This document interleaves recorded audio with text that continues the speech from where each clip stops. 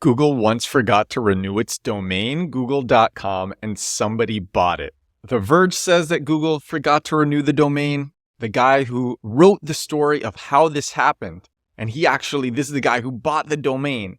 He says it was a glitch from Google. This guy was working at Amazon at the time as an intern when this happened, when he bought google.com. He was an intern at Amazon when he purchased google.com. He says it was a glitch. The Verge says they forgot to renew the domain. And I don't know, an oversight like this seems like a bit of forgetfulness because this guy literally bought google.com and owned google.com in 2015. That is the story that I am sharing with you on this episode 431 of my daily digital marketing podcast. This one, normally on the show, I give concrete how-tos and success stories and step 1, 2, 3, 4, 5 on digital marketing, search engine optimization, conversion rate optimization, social media marketing.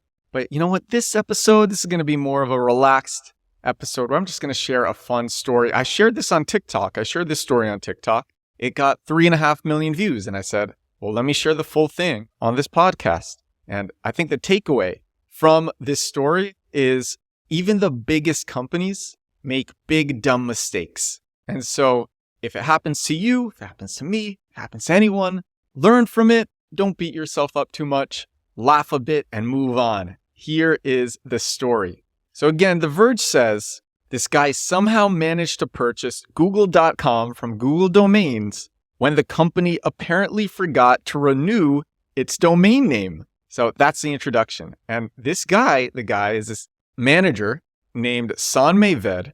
Now he actually works at Google. He's worked at Google now for 8 years and 5 months.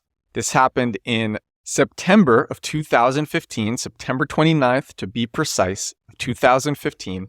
According to LinkedIn, he was just finishing work as an intern at Amazon. He hadn't yet started working at Google.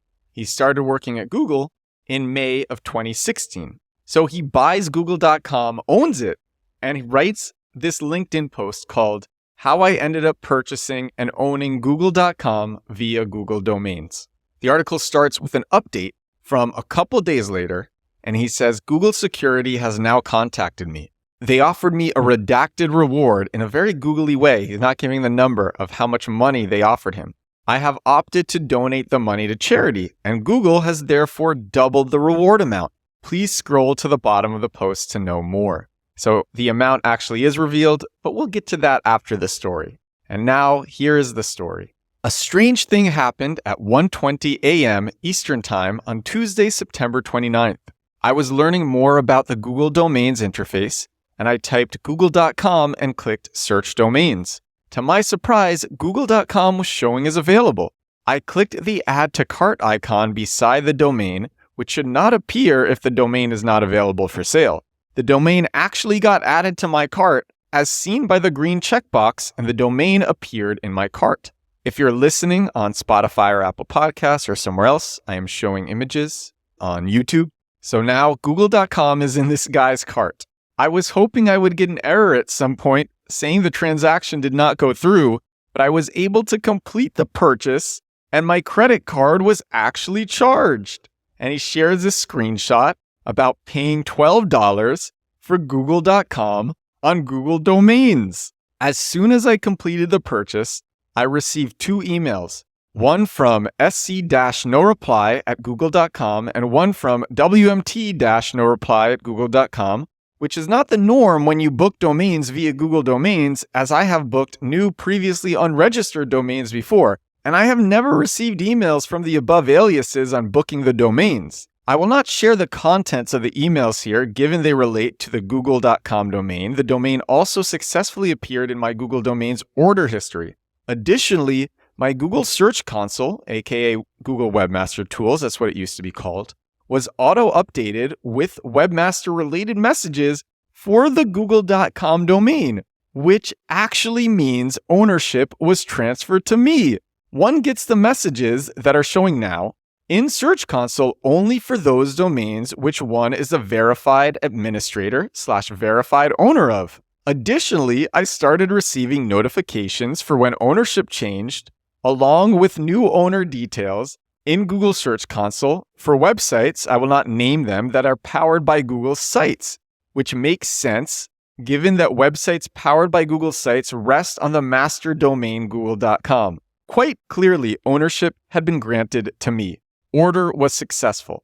Though purchase had successfully gone through and the domain now belonged to me, the purchase was followed by, and here it goes, if it seems too good to be true, it most likely is, the purchase was followed by an order cancellation email from Google Domains.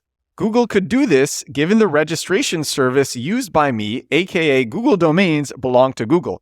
Unlike the 2003 event in which Microsoft forgot to renew their Hotmail UK domain, which was registered with Nominet UK.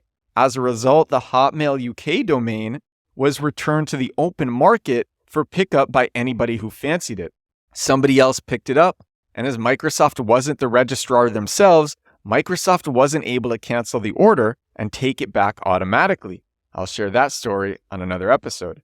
In my case, I don't know what caused Google to lose ownership of the domain google.com, as a result of which it was available in the open market. The purchase also got completed and the card was charged, which would not have happened unless I actually successfully completed checkout, as otherwise I would have received an error. The charge was not pre-auth. The order history page auto-updated itself with a new message. On searching again for the domain google.com, it now finally shows as unavailable. So the guy bought google.com, owned google.com, saw all this information associated with google.com that he shouldn't have seen, and then the order was taken back.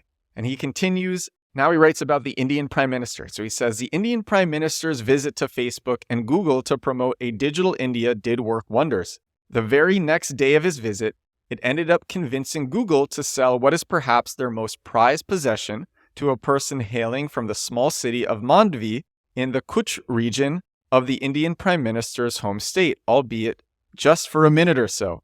Ha, that's funny. Or maybe because I love Google to heart and because I have always been a loyal Googler and reporting several vulnerabilities in the past which had gone unnoticed, some divine force decided to give me ownership for a minute or so. That part of the story is related to what happens next with charity. So here's what the rest of the article says. And now this is the afterwards of the article. Note, I have reported the incident to Google Security. Google has reverted, has acknowledged the incident, and is investigating into the incident. Update on Thursday, October 8th. So this is just a couple days later. Google Security has now contacted me and has offered me an X reward, and he still doesn't say it in this post, but it's revealed in the Verge article, an X reward in a very googly way. I wrote back and told them it was never about money and asked that the money be donated to charity to the Art of Living India Foundation. They have replied and stated that they understand and respect the fact that this was not about getting a reward. Despite that, given what they found and how this was handled, they are excited to offer me a reward. Per my request, they will now donate the reward amount. They have doubled the amount, as it is now going to charity, to the Art of Living India Foundation. I have chosen the donation to be made towards the Art of Living education program, which runs 404 free schools across 18 states of India, providing free education to more than 39,200 children in the slum, tribal, and rural belts where child labor and poverty are widespread. The schools nurture the complete child, including body, mind, and spirit.